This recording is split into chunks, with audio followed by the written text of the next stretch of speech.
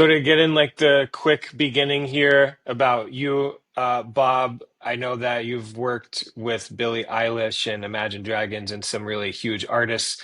I think that's important for people to hear about a little bit so they get a sense of your experience. And then I wanted to talk to you more about what matters most, which is, how what you've learned and what you can share with people to help them out. Absolutely. And again, Tim, thanks for having me on. I'm stoked to talk about it. I love merch, been into it for nigh on a decade here across a bunch of different institutions, whether it's Warner Music Group, where I did about 9 years, jumped to a small company in Chicago, SCP, where I ran the front end of that company and business development there. And then my most recent tenure at Universal Music Group, where I did work with Billie Eilish and Imagine Dragons and had a great run there, but felt the calling to jump into the entrepreneurial spirit and wanting to do my own thing. So I'm do my own venture, Great Merch now. So I'm excited to chat about that and to provide some real valuable tools to the artists to start up doing merchandise and build great foundations for a business because it's a great way to touch and it's not a lot of upfront cost like you'd think, right? You don't have to have a massive screen printing shop. There's great DIY ways and to really, connect with your fans and to send them something cool. Awesome. So I feel like we've gotten the most important things out of the way. This conversation is about merch and how to make money. We're going to get into the details of the ins and outs of that via you explaining it because I'm a student today a little bit. The second thing is I think before we chatted, it's cool as anyone wants to hear, like you've worked on really big campaigns with really big artists, but the focus of what you do now and what this conversation is about helping independent artists, which to put that into context for everybody, this is how do we help everybody, not just the stars, and make it something that's within reach. So maybe if you want to just give me um, an overview to start out with, what kind of how would you lay this out and where do you want to go with it? This is your show. Awesome. I think a great place to start would be, starting out with some of the tools and the available platforms and kind of a strategy for small independent artists to start engaging in merchandise. And then we can relate it to some of the bigger campaigns and where we've seen success and some of the cool things that I've had the privilege of learning from some of the bigger artists and what's really worked with building a fan base and what really connects with artists and makes them customers and fans, really more specifically, makes them feel very special because I think building that audience is starts from, I think, the second you pick up a guitar or you sing or you play your first chord on piano. You should be thinking about how to let fans who love what you do represent you in a tangible way, which I think is invaluable. And of course, going through the trials of starting early means you'll have a much more streamlined and thorough understanding of the business when you become that superstar. It's really important, I think, as we go into this kind of with the high inflation, with everything being fairly expensive, with people, having tougher times than we've seen in a while. I think it's good to mention that I think the perceived value of when you sell something to a fan, uh, the onus is more on you to make it worth more, to be more timeless, to be something they can cherish, because obviously there's other priorities with people spending their hard-earned money, and I think making it kind of a cash center should be the last on the priority list. Obviously, revenue Yeah. is critical to an artist's success and obviously continued existence, but I think there's a lot of great ways to super serve your fans and to really give them something tangible without it being a massive overhead cost. And that also builds community too. Now, I want to add something. Um, a lot of people, not just artists, but I think people in general, they approach this from not the best way. And I make this criticism to be very helpful. I think a lot of people come at this type of thing with like, how can I make money? How can I get Right. money in my bank account? How can I get something? And that's understandable, especially if you're stressed out and you're trying to figure out how to make ends meet and how to make a career out of this. Um, but it does give uh, a needy energy to how you approach this.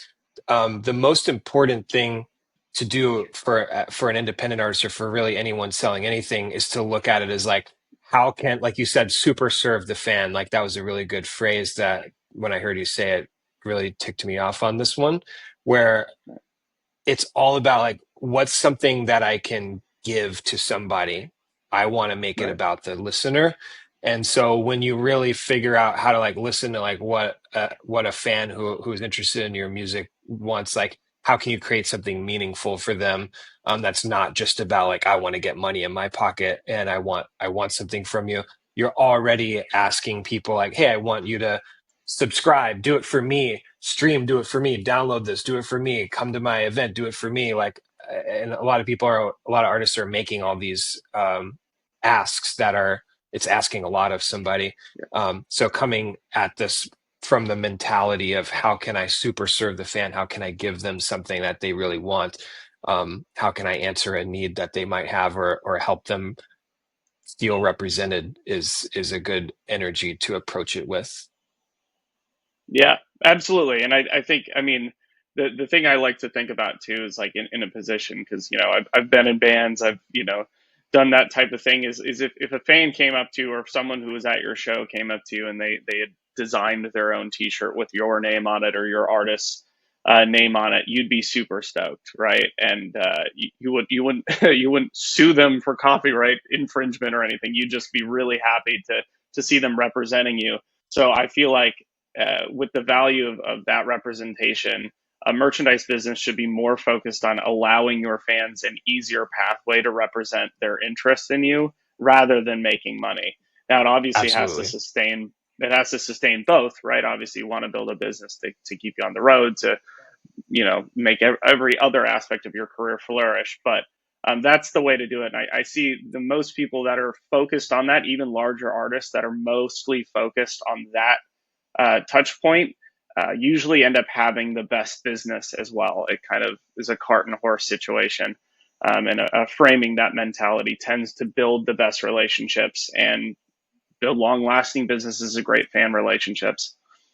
Cool. Cool. I think we have a good foundation there, of like how to come at this, like what mentality you should have, how you should approach it, and especially putting yourself in the fans' shoes and uh, yeah, helping them. That representation comment you made was flawless. Please continue. What a great place to start with, what I've always thought would be cool would be someone in the artist space taking advantage of doing it DIY and the inherent flaws that may be perceived at one time as quality deficiencies are actually more personalization and more getting to know the artist. It's a direct touch point. So anything you, as an artist with more bandwidth, perhaps, or building an audience, making the merch yourself, while that can sound very daunting, can also be an incredible way to have a different type of conversation with a fan or a budding audience.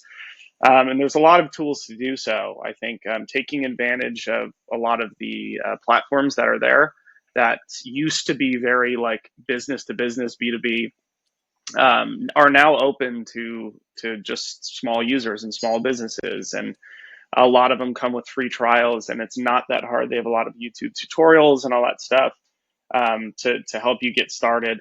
So I'd always loved if I was sitting down with an independent artist who was maybe just wrote a song they absolutely love and they want to put it out, or they had a very small audience and they're focusing on streaming and building that. I think concurrently with that, I think it would be, what my advice to them would be if you like thrift shopping, if you know, have any kind of fashion sense or whatever, which, you know, that's part of the creative world, but incorporate thinking about merchandising in that aspect, and that can be as real as figuring out how to DIY screen print. I have a video that I'll, maybe we can put in the description or whatever, Okay. Tim, but that's for under $50. You can do a really DIY screen print. Go to Goodwill or any thrift store you like, grab a couple jackets that you think are cool, and screen print a design. There's varying ways to do it, but selling one of one stuff that's part of your culture. Yeah. Um, And and I'm go ahead. imagining myself as like, okay, I'm an independent artist. I like to put things into numbers a little bit, just to make an example. Obviously, there's Right, all kinds of people on this all across the board that might listen to this. Let's say I saw this video on social media of a song. I couldn't even remember the name of it off the top of my head, but it was just this bedroom performance of these two guys with acoustic guitars, and the song was phenomenal. It was a really beautiful song, and it got like, I don't know, tens of thousands, hundreds of thousands of views. The engagement was off the charts. The song wasn't out yet, and I made a note of it. I was like, I'm going to go back on Spotify and check the song when it comes out, see how it does. It has some tens of thousands of streams. Like, and it didn't. I mean, awesome, but also it didn't really like it didn't go crazy. If you were to read the comments, this song hit people in the heart. So, like, yep, I think taking your example, if I'm that artist, I might take a meaningful lyric or like read what people are saying in the comments about that song and like what's the genesis of the people's feelings around this song. Go to Goodwill or some thrift shop, maybe buy one of one or a select few different items, maybe men's and a women's or whatever's, just get a few different items and then create some one-off designs that I could screen print myself for really cheap and get a little right, creative. Or if I'm crafty or maybe know somebody that's crafty, I can have them help me make these very limited edition pieces of merch, of apparel, and then I can go back on social media and figure out a creative way to sell those items and get a premium for it. And one thing I'm going to tell you for sure, you sell three items or even one item, way more revenue than the streaming that is going to happen for that particular example. So um, exactly, exactly. I love the creativity of it and the hands-onness of it. But most importantly, the thing I like the best about it that kind of ties everything we've talked about is how do you create a meaningful connection between you and the listeners that would be interested in something like that. And that's how you build a relationship. Everyone in the industry, especially the artists, really know that it's a long road to making a substantial living wage on through streaming, and maximizing that. Obviously, merchandise. While it's a bigger commitment and a larger ask from the customer, the fan. Um, I think that's the meaningful moment because again, it's something like you referenced him in that moment, right? If there's a really big lyric that the comments are talking about and getting it on a shirt, part of the story there is being early to something. I think that's something that's Hmm. never going to go away. Whether the landscape of music changes with all the new technologies and all that kind of stuff. There's still going to be a quintessential human moment that when you feel something, you hear a lyric that resonates with you, wanting to be a part of that, and also wanting to be there early and represent it. And then I think that because apparel has the innate, the qualification of being tangible, I think you get a piece of something you can hold, right? It's part Hmm. of the vinyl resurgence. And that would be a very interesting strategy, taking a viral moment and making sure there's something personalized, one of one, has a story behind it essentially because the artists themselves made it or something like that. It's a great way to add low cost perceived value to something that's a lot more than just $40 for a t-shirt. That's how you build a community. You have people preaching the word, wearing a jacket that you handmade them, but you got it at Goodwill and it's part of your style, all that kind of stuff. I think it's a really interesting way to engage and start building a community. And also that doesn't even have to be just one of one Goodwill things, because obviously you're finding a T-shirt for $1 or something like that. And you screen print and it costs you an amortized $2 or something on that. There's a lot of profit to be made if you're selling it for 35, $40 and it's a good value. Hmm. And even if you want to sell it for lower, even though the t-shirt prices, as every concert goer knows, are pretty Like high nowadays. $40. Yeah. Yeah. I love that this started with, something that is about connection between people, an artist and their fans, and building a relationship and being creative. And I feel like um, a lot of people. just think very plainly where it's like, oh, I just go, and we're going to talk about it, I'm sure, but like, I just go set up a Shopify store and put t-shirts on it. Like, this is different. This is a different experience. And this creates demand for people to come to a store and buy something later as you grow your merch strategy, I think. So, Absolutely. building these experiences is a great place to start. So I love that. I could talk about just that topic alone all day. So, but what else should we get into on this? Now that we've kind of discussed maybe the ideas for creating a piece of merchandise or doing something that may have seemed unattainable, I think obviously the next daunting hurdle for an independent artist is starting a business. Like, there's a lot of things people think about. How do I have to go to the the actual post office every day? Do I have to do this? How do I even sell it? Do I just post it on my Instagram? Like, there's a lot of tools. So I'd like to just go through a couple of those in different tiers. If they were to capitalize on that viral moment with an impactful lyric, go grab some t-shirts, screen print it, for cheap. It might be it might not be the most pro looking, but it'll be personalized and very unique. Then it's kind of how you sell it, right? So I think the next strategy I would, if I was advising an artist in that position, would be either to go on some of those one of one shops like Depop or Grailed or something like that, and kind of change, you manipulate the use, because I think they're designed for people selling their vintage clothing and stuff. This would be a different use, but it still works fully with it, and then mail it out yourself. Taking advantage of some of the free trials for like Shopify, obviously, is I think the by far the leader as far as an e-commerce platform. But there's quite a few other ones. But if you had zero to start with, I think it would be, or very limited upfront capital to start with, as most do.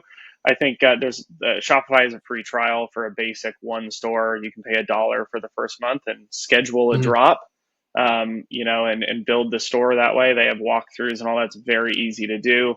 Um, and then you'd want to find a fulfillment partner that basically will collect customer data, print out the shipping labels for you so you can package them and take them down to the Mhm. post office without having to handwrite everybody's address, because that's how you, you know, uh, sign up for a lot of customer service issues. But there's a lot of great ones out there too. There's ShipStation and et cetera, et cetera. I'm sure we'll provide some of the ones that I've aggregated. But those kind of integrate with Shopify and do it all yourselves. It'll take the customer orders, print out the labels for you, and it's a really easy way to get that all done. So it's something that one person can easily do in an afternoon or several afternoons, depending on how long it's for sale.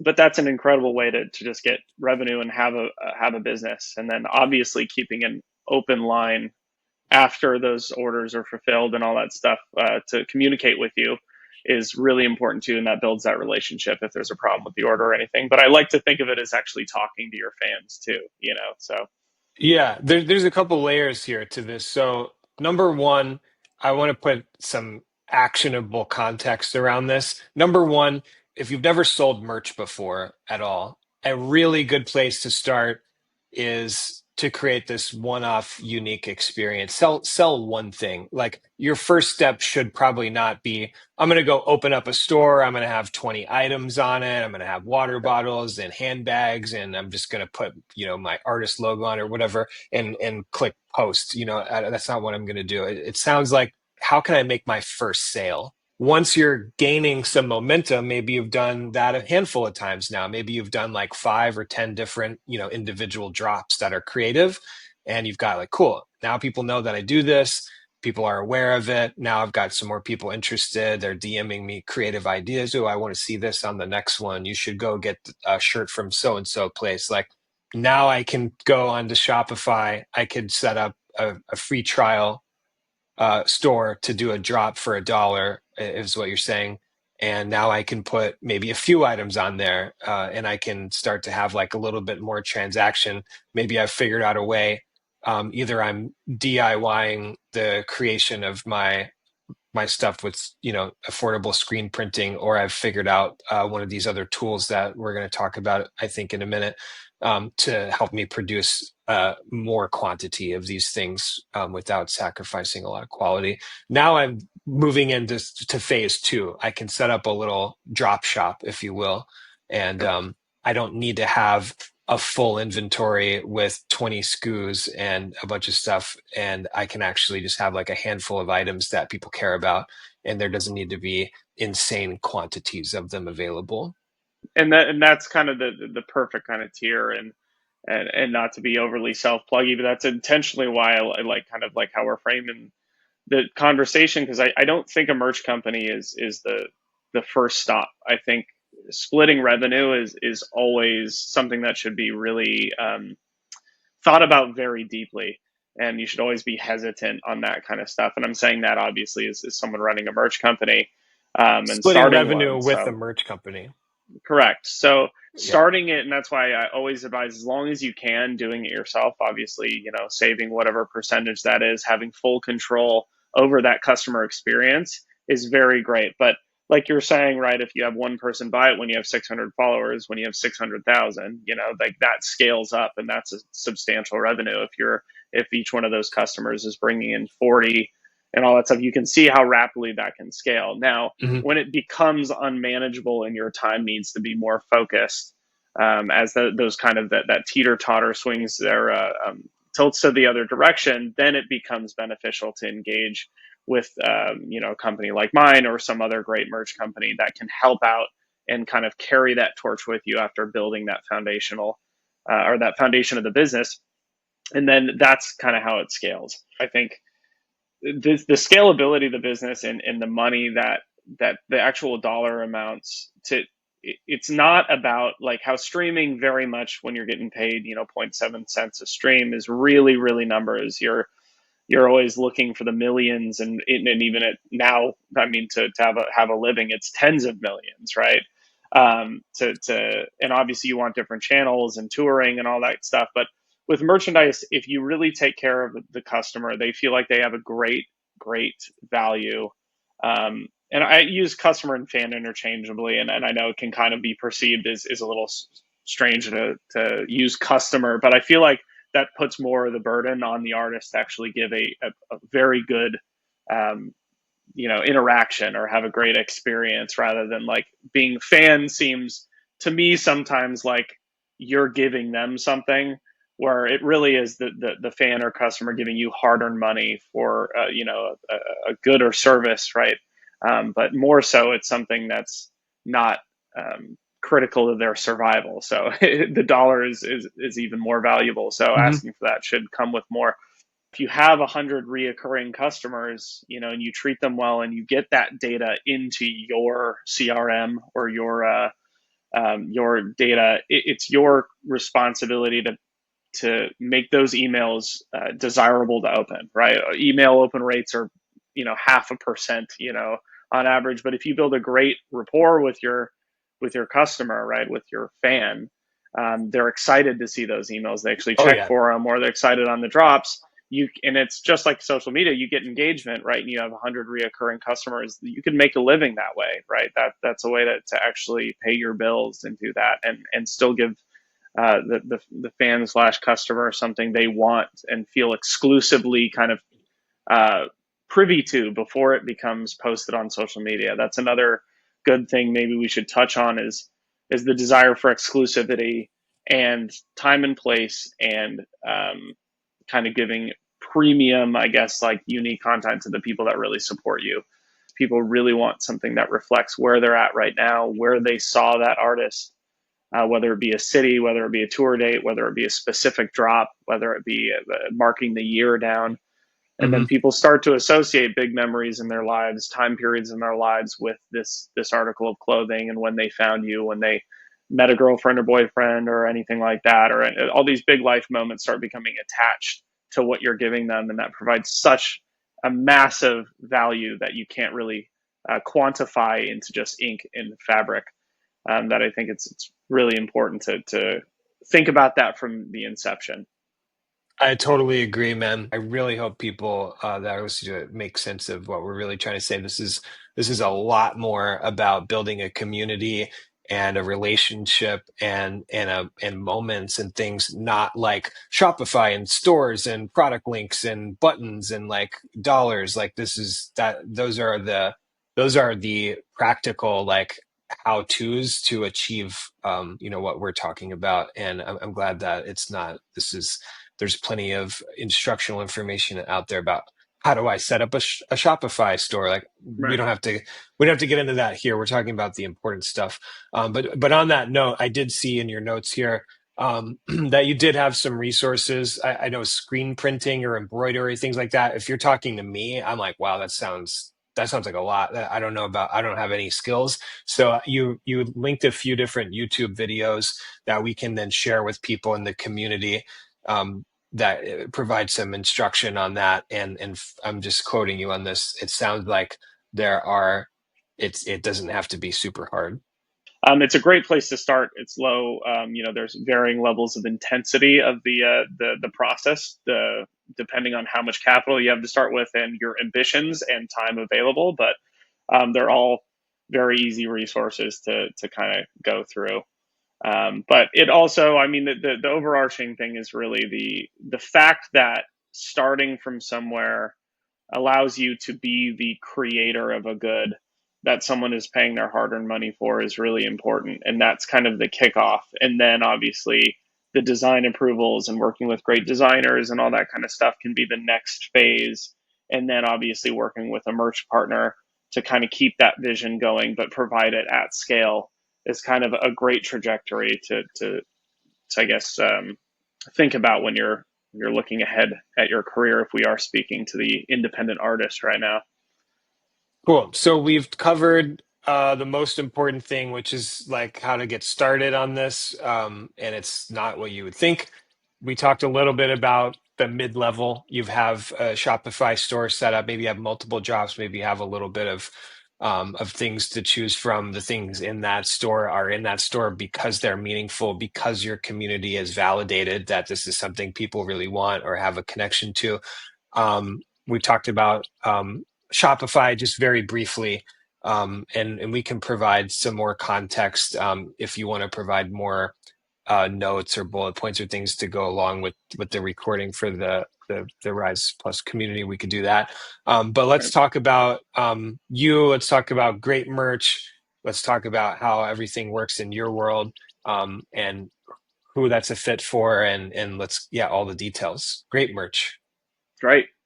So yeah, I mean, this is new. I think this will be kind of the first time it's public or I've talked about it. But me and a couple of my really good friends that have known a while, Shane and Aaron, shout out, great dudes, have had a creative agency called Great Work. We worked together, had the privilege of working together on the Imagine Dragons Loom record cycle that they're still out on tour on. While I was at Universal Music Group, but we got to work across that together, and we really made an impact and got to connect with a lot of fans through that merchandise.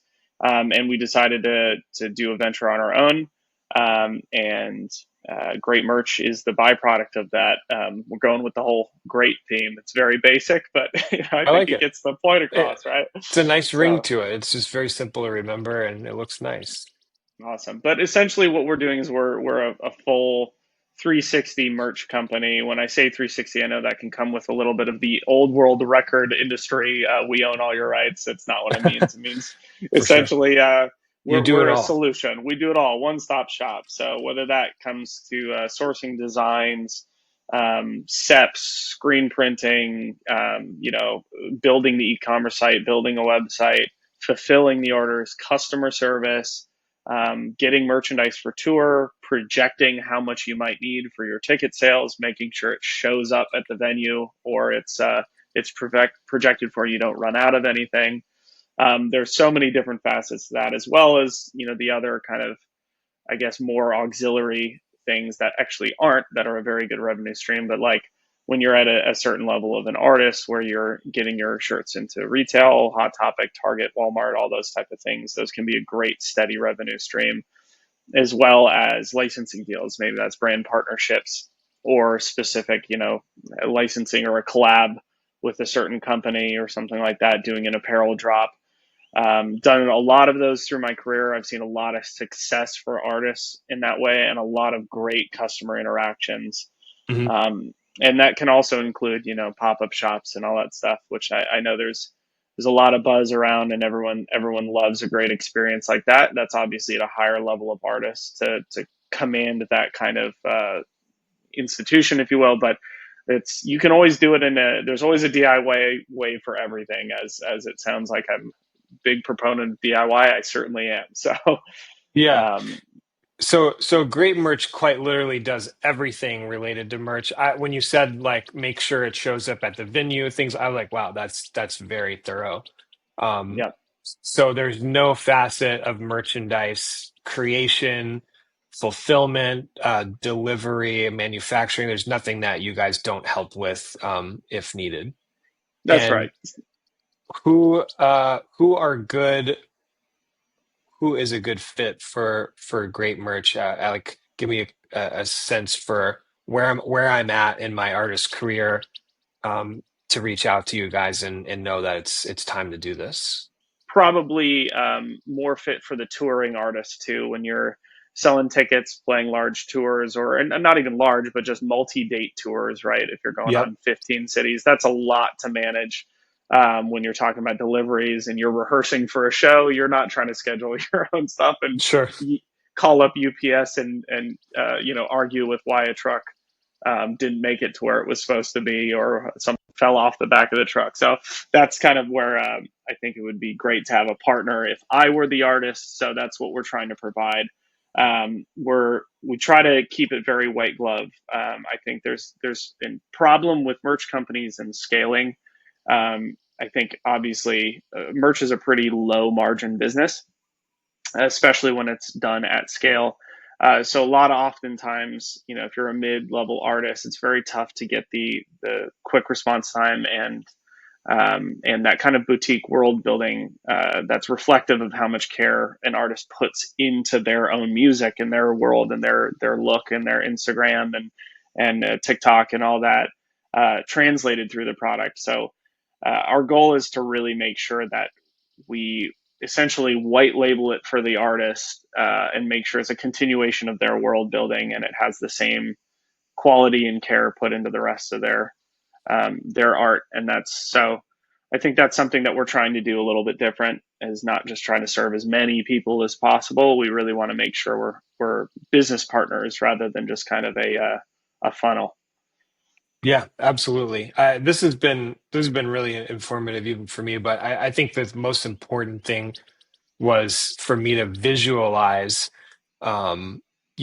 the process of like step one to step three, Right. from day one, sale number one to at scale, I'm touring, I have a merch company that backs me. And so helping people get a sense for like the reality of the situation is you need to do a lot of work yourself, and the most important part in doing that is finding out who your community is and what they want and giving it to them. So if you can complete some of those really vital steps, then you have a business, and then you make Absolutely. money. Well, this whole conversation was also, see how we didn't talk about making money at all, but now if you do all that, then you're making money. That's exactly right. um, by the time you're hiring great merch, you are making money. So congratulations on achieving that huge milestone.